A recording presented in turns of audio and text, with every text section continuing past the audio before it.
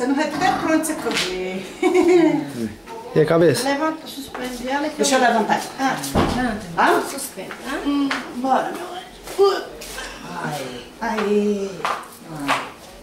Quer mais, né? Isso. Vamos no mercado mais. Quer se quer dar do banho? É, filha, pode deixar seu marido vai ficar assim daqui uns dias. Esquenta a cabecinha não. Não vai não? Tá bom. Isso. Se ele começar a trabalhar aqui, comer só besteira na rua que você vai ver. Como é que vai ser? Como comida em casa não? Pode estar comendo besteira na rua? Tá, quer que eu Fazendo na leve? rua, velho.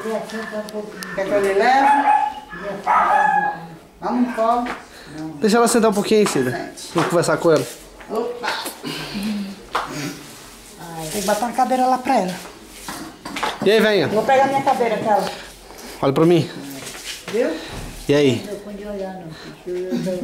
Oh, meu Deus. Peguei uma gripe essa noite, peguei pesado, né? Tá gripada, mãe? Ainda bem que a Bela tá morninha.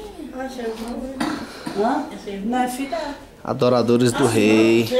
Eu sou inquilina.